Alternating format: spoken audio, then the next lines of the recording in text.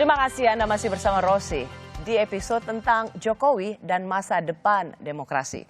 Live streaming di kompas.tv/live. Kalau tadi buat Anda yang mengikuti episode awal, saya memperkenalkan dua narasumber saya sebenarnya senang banget mempertemukan mereka kembali yang sebenarnya sama-sama aktivis pro demokrasi, waktu itu bersama-sama berjuang mengakhiri Orde Baru untuk sampai ke masa reformasi Indonesia bersama Abdurrahman Wahid, Rahman Toleng atau yang disebut dengan si Bos, Romo Mangun dan banyak lagi aktivis. Arif Budiman almarhum. Malam hari ini mereka bertemu meskipun berada dalam kutub yang berbeda. Diskusi bertajuk meluruskan persoalan pemberhentian presiden ditinjau dari sistem ketatanegaraan yang diinisiasi oleh Constitutional Law Society atau CLS atau Komunitas Tata Negara, Fakultas Hukum Universitas Gadjah Mada batal dilaksanakan. Rencananya diskusi itu akan digelar secara daring pada Jumat 29 Mei lalu. Penyelenggara dan pemateri disebut mendapat teror. Dan yang terbaru diskusi yang bertajuk Papuan Lives Matter, rasisme hukum di Papua, dinilai pihak Universitas Indonesia tidak memenuhi prinsip keberimbangan. Padahal diskusi ini dibuat oleh BEM UI sendiri. Pihak Universitas Indonesia menilai bahwa narasumber yang didatangkan tidak kompatibel sehingga pelaksanaan diskusi pada 6 Juni lalu dikritik banyak pihak. Saya juga ingin mengundang para dosen yang mengajar di UI maupun di Universitas Gadjah Mada. Di Universitas Gadjah Mada ada Zainal Arifin Muhtar dan di UI ada Ade Armando. Selamat malam Bung Uceng, selamat malam Bung Ade Armando.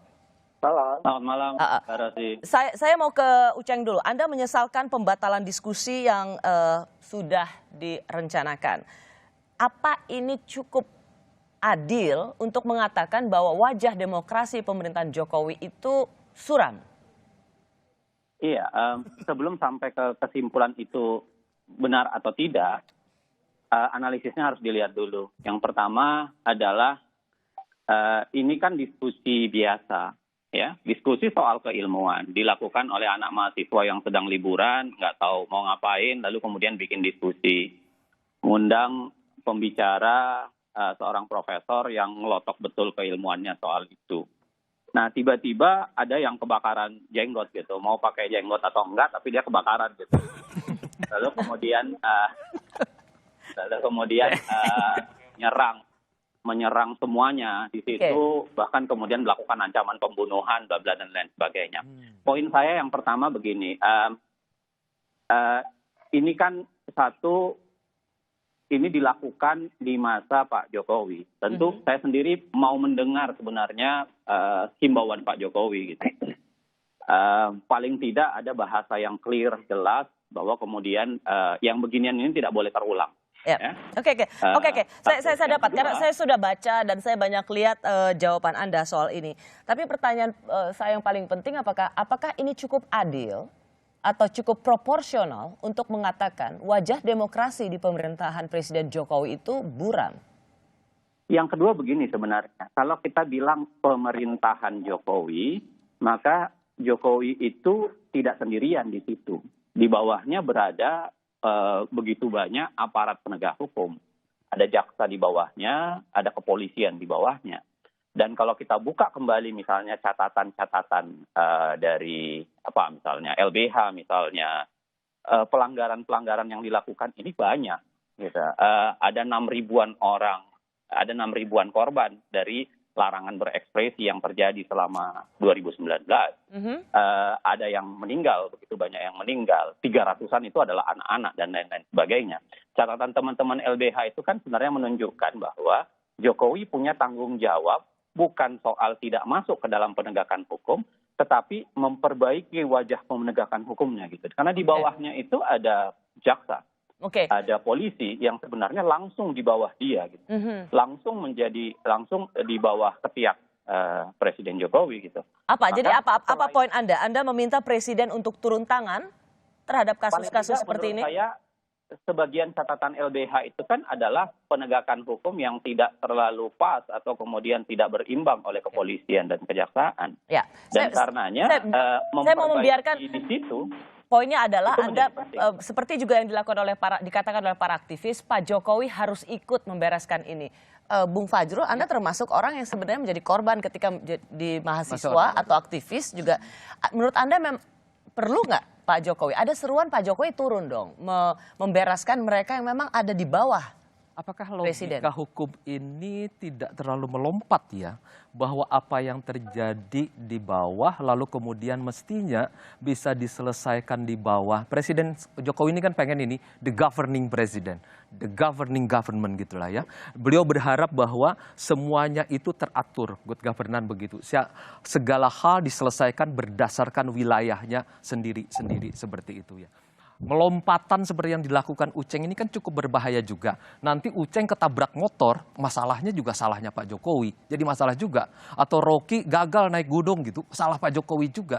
Jadi ini gagal contoh selalu nih Saudara Fajrul. Menurut saya, apa yang sudah disampaikan oleh LBH, misalnya ada 6.000 tadi, saya tidak punya data itu, kenapa tidak dilaporkan saja sebagaimana kita ini kan berharap nih Ceng. Berharap sekali bahwa proses hukum di Republik ini sejak kita berjuang dulu berjalan di wilayah yudikatif, legislatif berjalan di bawah legislatif, kemudian eksekutif berada di bawah eksekutif juga. Kita tidak ingin ada campur aduk seperti ini. Nah, teman-teman kalau memiliki data, fakta yang sangat bagus, mohon diselesaikan melalui jalurnya. Jangan diterobos semacam ini. Ini akan berbahaya. Itu sama dengan itu Anda ingin mengatakan ini event para aktivis selalu menyerahkan beban ke Pak Jokowi. Seolah-olah ini sama saja dengan menghimbau bahwa lebih baik ini presiden harus menguasai segala-galanya, harus mengatur. Dan itu berbahaya. Itu berbahaya, itu yang kita tentang pada masa Orde Baru dulu. Ya, oke, Bung Uceng. Sistem presidensil menempatkan pertanggungjawaban berada di presiden gitu. Tentu berbeda dengan sistem parlementer. Maka nggak bisa logikanya bahwa presiden tidak ikut campur. Yang kedua adalah harus diingat penegakan hukum itu ada polisi dan jaksa di bawahnya. Kita tahu bahwa penegakan hukum polisi dan jaksa ini banyak bermasalah gitu. Karenanya kenapa kemudian tidak ada upaya perbaikan besar di tubuh kejaksaan dan kepolisian. Yang ketiga, kalau Pak Jokowi selalu digembar-gemborkan, tidak mau campur tangan, ikut masuk dalam proses penegakan hukum, Bung Fajrul tentunya lupa ketika Pak Jokowi menyampaikan pidato bahkan mengatakan kepada jaksa dan polisi di daerah supaya tidak mudah mengkriminalkan proses kebijakan dan lain-lain sebagainya. Itu yang kemudian sempat diributkan juga kala itu sebagai ikut campur tangannya presiden dalam proses penegakan hukum. Oke, kalau gitu saya mau tanya posisi Anda. Berarti kan Anda lebih merasa bahwa Pak Jokowi tidak melakukan apa-apa. Ya kan? Tidak cukup melakukan apa-apa. Bukan, ini terjadi karena campur tangan istana. Campur tangan istana atau tidak tentu ada proses penegakan hukum ya. Yang saya tanyakan adalah bagaimana Anda melihat kasus ini. Apakah tidak diizinkan diskusi semacam ini tentang pemakzulan presiden itu lebih karena orang-orang di bawah Pak Jokowi dan Pak Jokowi sebagai presiden tidak melakukan upaya yang lebih cukup untuk menghentikan itu, atau memang ada campur tangan istana untuk menghentikan diskusi itu?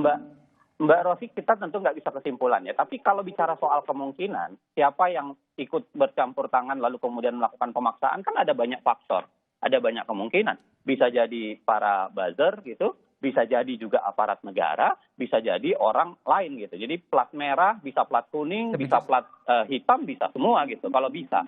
Makanya kenapa saya bilang penegakan hukum harus dikedepankan. Saya pikir kita tidak. Hukum itu harus menjawab, penegakan hukum itu harus mendetailkan bahwa sebenarnya untuk kasus UGM pelakunya itu plat merah, plat hitam atau plat kuning gitu. Supaya orang tahu. Masalahnya di tingkat penegakan hukum soal yang beginian itu lemah sekali, nyaris tidak ada yang selesai. Kalau kita bicara soal kasus Rovio, saya dapat poinnya. Tapi Bung Fajrul sebagai aktivis yang berada di lingkar dalam Pak Jokowi, ini merasa dirugikan nggak?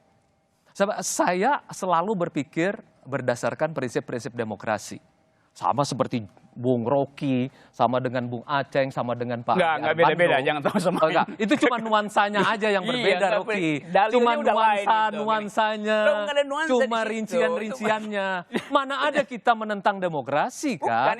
Cuma kan kita ini mencoba mengadministrasikan soal keadilannya ini seperti apa. Jangan lagi kita mencoba mengundang-undang yang semestinya yang sudah kita pisahkan menjadi masterpiece kita di masa 98, sehingga presiden itu menjadi seperti Soeharto itu. Jangan lagi, tidak boleh lagi terjadi. Lalu kenapa terjadi sekarang? Tidak boleh lagi. Kenapa terjadi sekarang itu? Karena itu kita Lalu kenapa terjadi tidak sekarang? terjadi. Itu kan karena Rocky menyimpulkan seolah-olah bahwa kalau terjadi sesuatu di sana pasti ujungnya Oke, istana. karena saya seperti terangkan Uceng ya. juga. Saya Pertanyaan terangkan. dari Bung Rocky adalah boleh kenapa itu Rocky bisa berpikir terjadi? begitu. Karena saya terangkan ya, saya terangkan. Tidak boleh berpikir begitu, Oke, Rocky. Saudara Fajro. Saya Saya berikan terangkan kesempatan. dengan cara saksama dalam tempo singkat-singkat. Dan dengan salah sebanyak-banyaknya. Tidak mungkin salah, karena kesalahan itu tidak ada pada mereka yang berpikir lurus. Anda adalah juru bicara. Ya. Pikiran Anda terbatas pada pikiran yang Anda wakili, itu kepala negara itu. Ya. Saya terangkan ya. Di dalam soal kriminalitas, presiden tidak boleh campur di dalam soal kriminalitas. Betul. Di dalam soal hak asasi, tidak ada hukum yang bisa melampaui hak untuk berbicara gitu.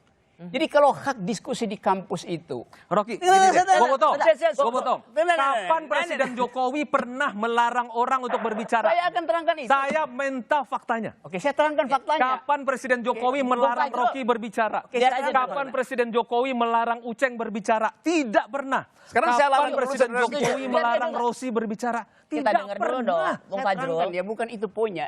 Jadi you jangan ambil bagian yang spesifik hari ini untuk dibandingkan dengan Orde Baru. Karena Karena itu saya mau Sebentar, terangkan. Bung Fajrul, sebentar. You mau dengar nggak? Sebentar. Kalau nggak saya larang Anda bicara. Dia jadi diktator Memang, sekarang. Ya karena you nggak bisa nangkap konsepnya. Ya, lanjut. Kamu tidak bisa Bung Fajrul. menerangkan dengan baik, Rocky. Belum saya terangkan, you udah bohong. Bung Fajrul, Bodoh. Itu gimana? You- sebentar. Sekarang saya terangkan Stop. ya. Bung Fajrul, stop. Oke, Ya, mau saya saya kasih terangkan? kesempatan. Ya. Kita terangkan ya. Kalau ada survei, Ya. pertanyaannya, ideologi negara harus diganti. Dan semua orang mengisi harus diganti gitu. Diganti nggak ideologi negara? Kalau semua orang bilang bahwa ideologi negara harus diganti. Kalau semua orang berpendapat bahwa hak untuk berpikir harus dihalangi di dalam 5 tahun ke depan. Surveinya 90% bilang harus diganti. Harus diganti nggak tuh? Hak berbicara. Kita tidak Tunggu, saya mau terangkan Oke, dulu. apa Kita tidak hubungannya? berandai-andai, Saya mau terangkan Rocky. metode berpikir Anda gitu Oke. ya. Kita tidak berandai-andai. Bukan, ini. saya mau terangkan Fajrul, dulu. kita Bagaimana dengerin dulu. Ini hipotetik kalau dengar itu dengar otakmu itu dipakai baik-baik supaya dengerin jalan pikiran Oke. saya. Oke. Saya terangkan pelan-pelan ya. Bung Saya Fajrul, terangkan sebentar. pelan-pelan. Seandainya ada survei, saya mulai dengan seandainya. Tidak pakai seandainya deh. Kita berhadapan dengan Berarti fakta dia dan takut realita. untuk berpikir radikal. Kita mau uji pikiran dari Oke. kekuasaan. Daripada benar, kita dari jawab saya terangkan tadi. sendirian. Nah, Anda. Menawarkan Poinnya kepada apa? saya mengenai fakta Saya dan mau data. terangkan itu. Tapi kemudian Anda lari lagi ke sana Dengerin, kemari, ya. Rocky. Dia nggak mau dengar Nah, tuh. poinnya Karena apa? dia tahu Poinnya kejebak. apa dengan Poin konteks saya akan adalah kebebasan soal berbicara hak di akademik? asasi manusia itu bukan soal intervensi apa enggak intervensi. Presiden selain sebagai kepala eksekutif, dia kepala negara. Oke. Dia mesti kasih public address bahwa kampus itu bebas untuk mengucapkan apa aja, termasuk mencaci maki presiden itu. Bisa nggak presiden bilang seperti itu? Kalau Anda mau uji hukumnya tuh. Jadi jangan Anda bilang memang tidak diintervensi. Tidak Tetapi diintervensi. soal hak asasi manusia tidak perlu ada intervensi. Berbicara itu adalah bagian tertinggi dari hak asasi. Ya, tapi poin Bung Fajrul adalah poinnya? apakah semua itu harus jadi urusan presiden? Nggak ada urusan dengan presiden.